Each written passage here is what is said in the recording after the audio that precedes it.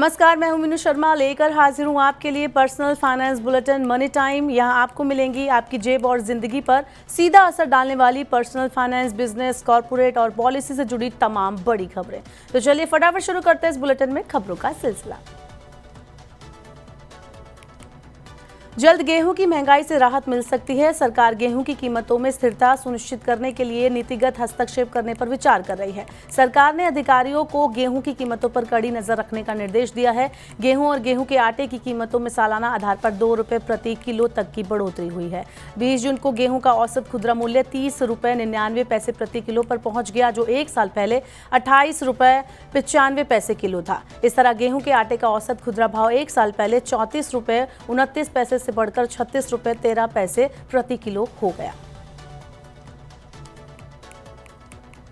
एक जैसी दिखने वाली और एक जैसे नाम वाली दवाओं पर अब सख्ती होगी। मरीजों की सुरक्षा के लिए सरकार एक जैसे नाम और रूप वाली अलग अलग दवाओं को बैन करने की तैयारी कर रही है। एक जैसी दिखने वाली और मिलते जुलते नामों वाली दवाओं से कई बार कंफ्यूजन हो जाती है और इससे मरीजों को खतरा होता है। नाम की नकल करने वाली दवा कंपनियों पर सख्त कार्रवाई होगी।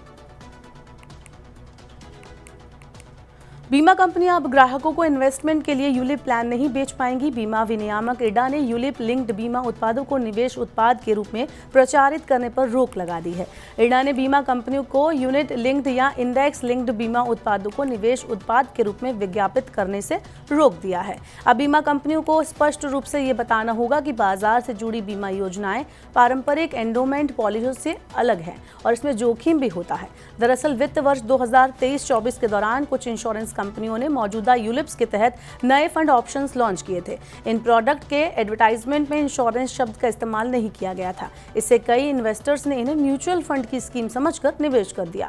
इसी तरह बोनस वाली एंडोमेंट पॉलिसी में पहले ही ये बताना होगा कि मुनाफे में अनुमानित बोनस की गारंटी नहीं है। इरडा ने यह भी कहा है कि बीमा कंपनियों को परिवर्तनीय वार्षिक भुगतान विकल्प के साथ लिंक्ड बीमा उत्पादों और वार्षिक उत्पादों के सभी विज्ञापनों में जोखिम का खुलासा करना होगा।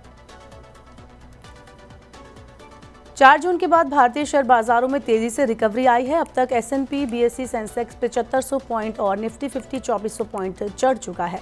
निचले स्तर से आई तेज रिकवरी ने विशेषज्ञों को सचेत कर दिया है। कोटक इंस्टीट्यूशनल इक्विटीज ने करंट लेवल पर बाजार में संभावित जोखिम की आशंका जताई है। कोटक इंस्टीट्यूशनल का कहना है कि मौजूदा बाजार धारणा काफी हद तक गैर संस्थागत और कुछ संस्थागत निवेशकों के बीच आतंरिक उत्साह के कारण है। कोटक इंस्टीट्यूशनल ने कहा है कि सरकारी नीतियों या प्राथमिकताओं में कोई भी बड़े बदलाव से बाजार में करेक्शन आ सकता है।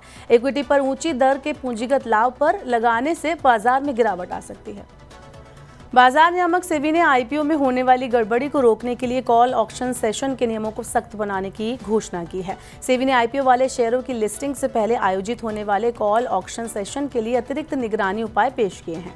आईपीओ वाले शेयर की बाजार में लिस्टिंग के दिन की शुरुआत 1 घंटा कॉल सेशन का होता है। ये शेयर की शुरुआती कीमत का पता लगाने का एक तरीका होता है। सेबी ने कहा कि लिस्टिंग के पहले का कॉल ऑक्शन सेशन सुबह 9 बजे से शुरू होकर 60 मिनट तक चलेगा। इसमें से 45 मिनट ऑर्डर लेने, संशोधन और निरस्त करने के लिए होंगे, 10 मिनट ऑर्डर के मिलान और सौदा पुष्टि के लिए होंगे, बाकी 5 मिनट सामान्य कारोबारी सेशन की दिशा में बढ़ने की बफर अवधि के रूप में होंगे। ऑर्डर रिकॉर्ड करने के आखिरी 10 मिनट यानी 35वें और 45वें मिनट के बीच कभी भी कॉल ऑक्शन सेशन बंद हो जाएगा। सेशन बंद करने के लिए आपको बता दें कि जो प्रक्रिया है एक सिस्टम के तहत पूरी होती है। शेयर बाजार में गिरावट के बावजूद आज वोडाफोन आइडिया के शेयरों में तेजी आई। कंपनी के सभी 17 सर्कल में 5G सर्विस की शर्तें पूरी करने के बाद वोडाफोन आइडिया के शेयरों में तेजी आई है। कंपनी ने दोनों स्पेक्ट्रम बैंड्स में 5G रोल आउट की शर्तें पूरी कर ली है। वोडाफोन आइडिया अब जल्द ही 5G सेवाएं शुरू करने जा रही है। इससे निवेशकों में उत्साह है। 5G सेवा शुरू होने के बाद वोडाफोन आइडिया एक बार फिर अपना खोया हुआ बाजार वापस हासिल कर पाएगी। इसके साथ ही टेलीकॉम बाजार में डुओपली खत्म होगी और प्रतिस्पर्धा बढ़ने से टेलीकॉम उपभोक्ता को राहत मिलेगी। विशेषज्ञों का कहना है कि जल्द ही मोबाइल टैरिफ में बढ़ोतरी से भी वोडाफोन आइडिया को फायदा होगा। उसका एवरेज रेवेन्यू पर यूजर सुधरेगा। आज की खबरों के बाद वोडाफोन आइडिया के शेयर में करीब 4% की तेजी आई है। विशेषज्ञों ने आगे भी शेयरों में तेजी बने रहने की संभावना जताई है। एक बढ़िया और पर्याप्त रिटायरमेंट फंड बनाने में मदद करने के लिए पेंशन फंड रेगुलेटर PFRDA एक नई स्कीम लॉन्च करने जा रहा है। इस स्कीम को युवाओं के बीच NPS का आकर्षण बढ़ाने के लिए डिजाइन किया गया है। New balance lifestyle cycle fund नाम की ये स्कीम NPS सब्सक्राइबर्स को एक अच्छा खासा रिटायरमेंट फंड बनाने में मदद करेगी। PFRDA की ये नई स्कीम के तहत इक्विटी फंड में लंबे समय तक अधिक राशि निवेश की जा सकेगी। इस स्कीम के तहत सब्सक्राइबर्स के 45 साल का होने पर इक्विटी निवेश में धीरे धीरे कमी आएगी, जबकि 35 साल से ही एक कटौती शुरू हो जाती है। इस तरह NPS से जुड़ने वाले सब्सक्राइबर्स को 45 साल की उम्र तक इक्विटी फंड में अधिक राशि निवेश करने की सुविधा मिलेगी। इससे उन्हें रिटायरमेंट तक एक बढ़िया फंड तैयार करने में मदद मिलेगी।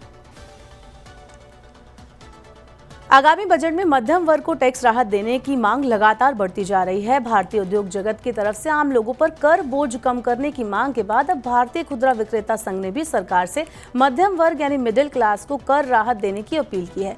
ऐसी खबरें भी आ रही हैं कि सरकार नई टैक्स व्यवस्था में कर मुक्त आय की सीमा को बढ़ा सकती है।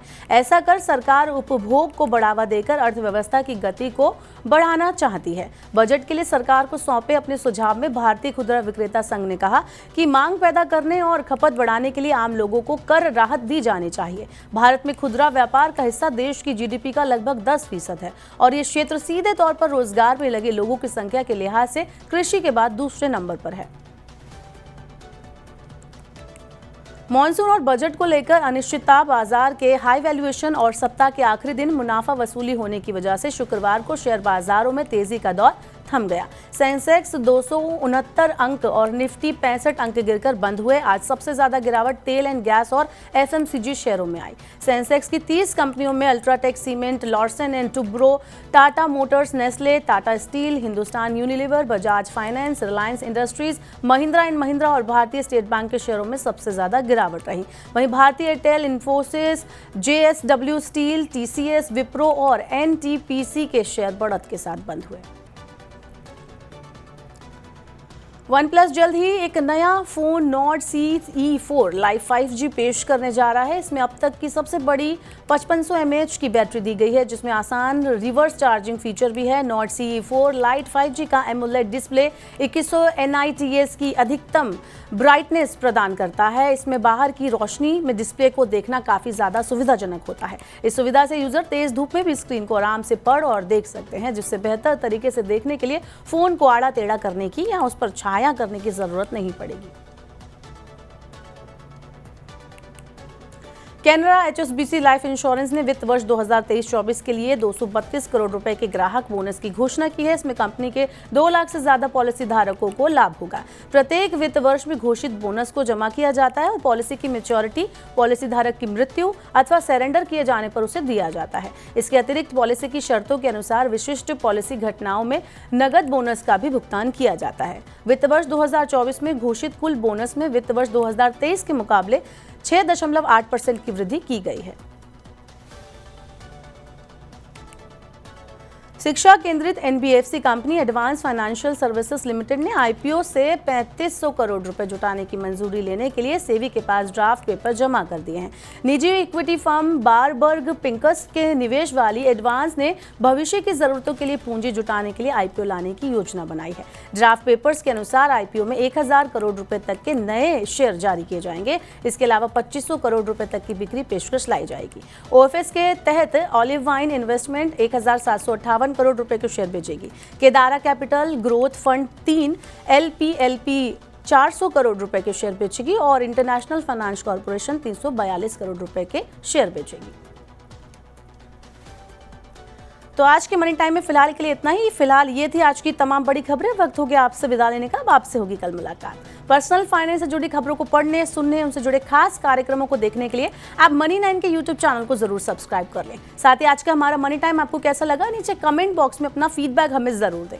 फिलहाल के लिए इस बुलेटिन में इतना ही। बने रहिए मनी 9 के साथ। नमस्कार, शुभ रात्रि।